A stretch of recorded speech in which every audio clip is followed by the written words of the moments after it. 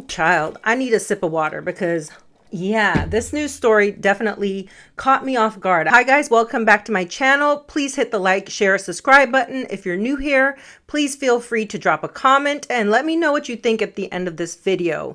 This is especially relevant when serious accusations come to light, like the recent allegations involving this man, Sam Altman, the CEO of OpenAI. Now, these stories can quickly dominate the headlines, spark debates, and in some cases, it can deeply impact a person's reputation, even if these things aren't true. So let's go ahead and start with the facts. Sam Altman is the CEO of OpenAI, and he is facing serious allegations from his sister, Ann Altman, who has filed a lawsuit accusing him of sexual abuse during their childhood. These allegations are filed with the U.S. District Court of the Eastern District of Missouri. Now, according to reports from the New York Post, Anne claims that the abuse occurred over several years, starting when she was just 3 years old and Sam was 12. Now, she's seeking $75,000 in damages and has requested a jury trial. Not a lot, if you ask me. Meanwhile, Sam and his family have strongly denied the accusations. Now, they describe them as utterly untrue and allege that Anne has struggled with mental health challenges and previously made similar claims that they assert are false. Now, I think it's fair to say that when we hear stories like this, it's critical to approach them with caution for several reasons, right? The truth takes time, legal cases are complex, and court proceedings exist to uncover the facts. Jumping to conclusions before all the evidence is presented, it definitely can lead to misunderstandings. So there's also the reputational impact. Allegations alone, right, can damage a person's career and personal life. Also, the media outlets may sensationalize these stories for clicks to cater to certain audiences, making it harder for us to discern the fact, or to otherwise known as spin. Now, how to be critical, right, of these type of information? I would say, number one, look for reputable news outlets and cross-check the claims with multiple sources. Sites like New York Post, Daily Mail, TMZ is one of them, they're not real, in my opinion, legitimate news sources. No two sides. It's just whatever information I could put out there that's scandalous enough to sell papers, I'm going to put out there. Also, there's a lot of emotional manipulation in headlines, and social media often uses emotionally charged language to provoke reactions. Take a moment to think critically before responding. This has been filed. This is something that is being stated.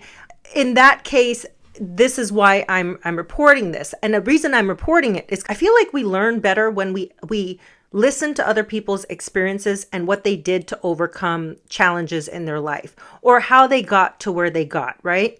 Now, people, obviously, when you're writing an autobiography, you can embellish because, you're writing from your perspective. You can talk up about yourself. You can make yourself sound fantastic. But with a biography, the beauty of that is somebody else is writing it and just getting interviews and actually able to perceive you the way that you are. So they get to know you. Think of the people write biographies for Princess Diana or any of them. They write it from a place of kind of breaking down the person's character and flaws in the character. Elon Musk by Walter Isaacson. I will put the link to these books in the description below. It's not really necessarily troubling. He's not as troubling as Jeff Bezos. And I've read his books, as his bios as well, But when you learn about these people and how they operate, it really puts this sort of stuff into perspective. Silicon Valley has been notorious for having an interconnected ecosystem where personal relationships overlap. The tech industry is known for fostering these type of tight-knit networks due to their experiences, their ventures, the culture, mentorship, investment.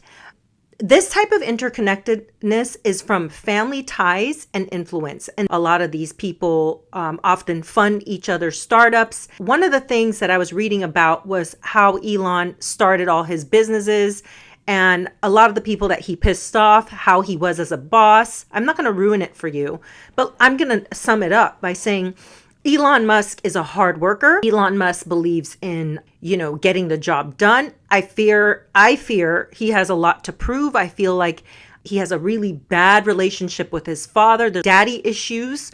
And, daddy issues play differently with men.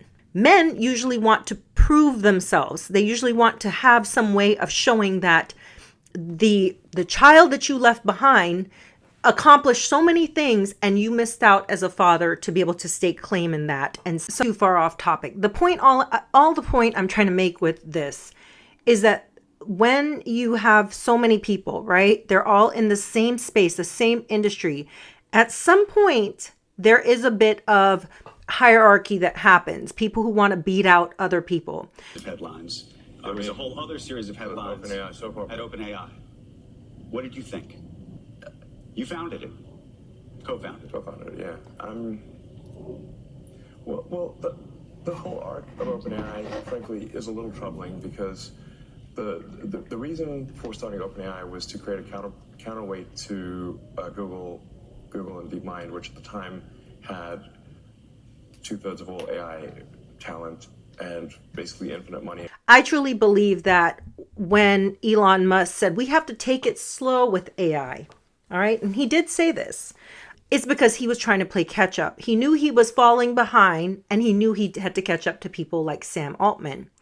And so I think that's where this is going. I believe that after this video that I'm about to show you discussing Elon Musk, it was very clear that there's friction there and there's a bit of competitiveness. Look, I don't live inside Elon's head, so this is a little bit of speculation. Elon definitely did a lot to help OpenAI in the early days, and in spite of all of this, I'm very grateful. And I think he's just a sort of legendary entrepreneur. He's also clearly a bully, and he's also someone who clearly likes to get in fights. You know, right now it's me. It's been Bezos, Gates, Zuckerberg, lots of other people. And I think fundamentally, this is about OpenAI is doing really well. Elon cares about doing really well. Elon started and now runs a very direct competitor that's trying to do exactly what OpenAI does. Everything we're doing, I believe Elon would be happy about if he were in control of the company. Competing for the same kind of success in the same area. There's a lot of people all vying for the same top spot. Now, try to remember, just like Google, everyone's trying to get the advantage in this space. And I do believe that this is a bit of a smear campaign. That's just my opinion of this. Does not mean that this can't be true. Has worked with Sam Altman before. These people have all worked together. This is not like a space where it's like, oh, you're over there, I'm over here. No, these people have had businesses. They've had relationships for years. And just as this clip says here from the book Elon Musk, by Ashley Vance, it has become like the entertainment industry. Silicon Valley began to look an awful lot like Hollywood. Meanwhile, the consumers it served had turned inward, obsessed with their virtual lives. One of the first people to suggest that this lull in innovation could signal a much larger problem was Jonathan. Steve Jobs, where it was like, okay, those are the nerdy tech guys. No, tech space has become seductive. It has become a space that a lot of people are trying to get into. Yale, all the Ivy Leagues. Think of the Thiels and the Andresses, right? They have strong ties within the tech community and they have a lot of connections, And Silicon Valley is relatively small. It's a small geographic area. It's going to start to become one of those things where it is kind of similar to the entertainment industry, where they're going to try and tear you down. Right? Should we have billionaires? Probably not. Elon related is you are now moving towards having a for-profit component part of your business. Right now, it's a not-for-profit. And he, as everybody knows, if you read the papers, is suing you over this and many other things. How do you feel? I actually just want to ask you on a very personal level, forgetting about even the merits of the case. As a guy who has spent a lot of time with him and you guys founded this thing together. There has been a rift between Elon and, Sam Altman, and their relationship evolved over the years with loads of disagreements, as found in some of these, biographies. And I think it's important to point that out. The departure in 2018 from OpenAI. Elon Musk co-founded OpenAI in 2015 with the mission of developing safe and beneficial AI technologies, but in 2018 left the board, citing potential conflicts of interest due to Tesla's AI work with autonomous vehicles. And reports also showed that Musk disagreed with the direction OpenAI was taking, and he wanted to take more control which other board members like Altman resisted. That combined with OpenAI's transition to a cap model, from being a purely nonprofit organization to a capped profit model in 2019, I think that shift attracted significant funding, and it was criticized by Musk publicly, stating concerns about transparency and decision making and implying the organization had strayed from its original mission. I mentioned that how Musk was warning about the existential risks of AI, and he actually advocated at one point for regulation. It tells you everything you need to know. He also started his own Neuralink, as you guys know, and he's had challenges with that.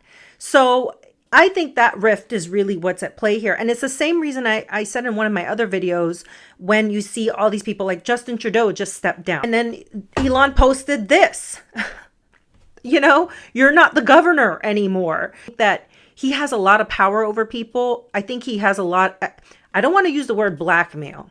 He went to a school where he was consistently bullied, where he was beaten, like just beaten on a daily, right? And he was bullied so much, he eventually had to learn how to fight back and throw punches back. This is somebody that is very competitive, just like Jeff Bezos.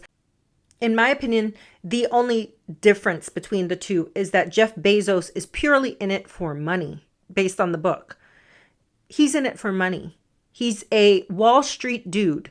And if you know anything about Wall Street guys, they are purely in it for the money. That's not Elon Musk. Elon Musk wants to build a future. He has a mindset of, think of the Jetsons, right? Think of the cartoon, The Jetsons. He probably thinks we should have been further along than we are right now with technology. And I think that's what disappoints him the most, is the fact that he can't be at the helm, navigating the ship and cracking the whip and telling people to go, get it done. Make no mistakes, these tech guys don't really do the actual labor intensive things. They just concoct ideas and then hire people to get it done. Not to bring old Bill Gates into it, but he's always into everything. Elon Musk has criticized OpenAI on Twitter. He suggested that its close partnership with tech giants like Microsoft and its move away from nonprofit status was a huge problem. Altman generally avoided direct public confrontations with Musk, but he has defended OpenAI's direction, and he argued that the organization's changes were necessary to fund its ambitious goals. Let's just put it that way. So this is a fight over the AI space, in my opinion. And, a company that Musk just founded, is positioning him to compete with OpenAI. I believe the company's name. Oh, yeah. How could I have blinked? It's X.ai. So yeah, this is one of those things where you guys know that this kind of strain in relationship could definitely have fostered Elon going and saying, okay, I need you to, come up with this story that he did this to you and I'll pay you. I mean, let's just face the fact. Yeah. Altman's family says that they provide their sister with help. She gets money from them for medical and mental health and things like that. So, it could be that Elon saw an opportunity, a window of opportunity after that ridiculous video that Sam Altman posted of him and said, I need to retaliate. I mean, that's just my theory. It's not fact. This is for entertainment and satire. That part, at least, is, I think like this because rich, powerful people think like this. They're not thinking about, they have no empathy. And I hate to say it that way. I've been around a lot of rich people in my life, and they have zero empathy. These are people that they're very about growing themselves and making money for themselves. That's it. It makes you wonder what the hell Elon Musk has on people. In some ways, I'm kind of here for it because I want so much of the truth to be revealed. And I think that's what everybody wants going forward in 2025. We just want the truth. We're tired of lies and smear campaigns. We just want the truth. Anyways, you guys tell me what you think about this video. Please remember to like, share, subscribe. I love you guys. I appreciate you guys coming here and even listening to me. Anyways, have a great day. Remember to think for yourself.